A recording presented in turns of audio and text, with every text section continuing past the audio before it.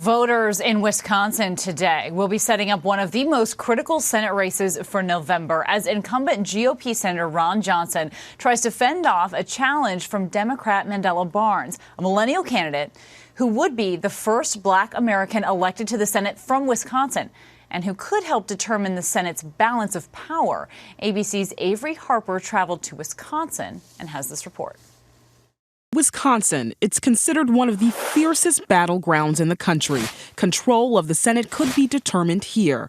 Democrats aiming to send incumbent Republican Senator Ron Johnson packing. A key issue for me, and I think for a lot of Wisconsinites that I talk to, is getting rid of Ron Johnson. Much of the crowded field of Democratic candidates now coalescing behind Lieutenant Governor Mandela Barnes. The best person to be able to defeat Ron Johnson is Lieutenant Governor Mandela Barnes. Today I'm endorsing Mandela Barnes for the U.S. Senate. He is the best candidate, and he will defeat Ron Johnson. The former Democratic candidates falling like dominoes just days before votes are tallied in the August 9th primary. How does that feel? Huge week for the campaign.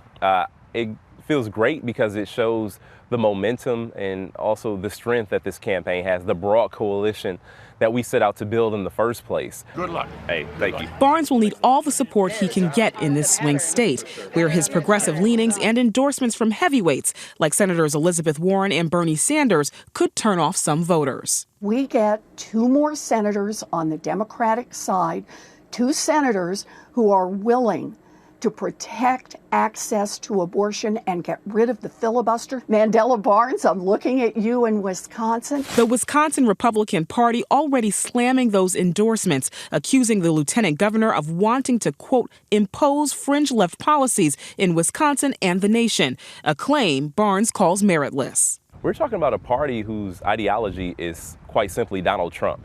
So I dismiss any sort of notion or any type of way that they would try to paint me or any other candidate. University of Wisconsin lacrosse professor Anthony Chergowski says that Barnes is a part of a wave of younger politicians. I mean, it's going to take all of us together. Looking to reshape Wisconsin's Democratic Party. That's why we fight. The Wisconsin Democratic Party was just left in tatters during the 2010s and is now just rebuilding. Do you foresee the fact that those progressive standard bearers have endorsed him hurting his chances? This is a huge issue in Wisconsin because we are basically a 50-50 state, and politics here resembles trench warfare more than it resembles a normal competition between two political parties. But Johnson has faced increased scrutiny over his ties to former President Trump on election denial claims and what the House Select Committee investigating January 6th described as a fake elector scheme to overturn the 2020 election. The interesting thing is that Ron Johnson is going to be portrayed as too extreme by the Democrats, and Mandela Barnes is going to be portrayed as too extreme by the Republicans. There's a lot of frustration out there. But Barnes tells me he's confident that his humble beginnings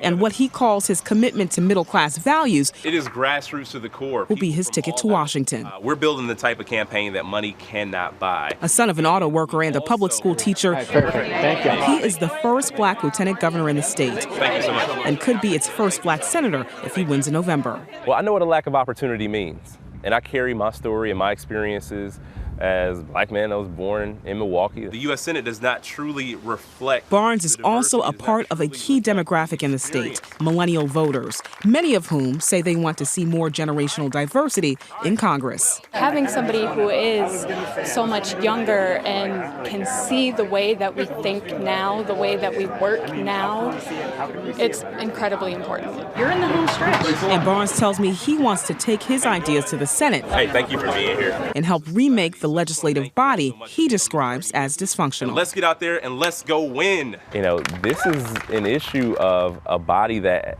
chooses to be stagnant in the face of our biggest challenges. You know, and the 50-50 Senate is just not enough. Hi, everyone. George Stephanopoulos here. Thanks for checking out the ABC News YouTube channel. If you'd like to get more videos, show highlights, and watch live event coverage, click on the right over here to subscribe to our channel. And don't forget to download the ABC News app for breaking news alerts. Thanks for watching.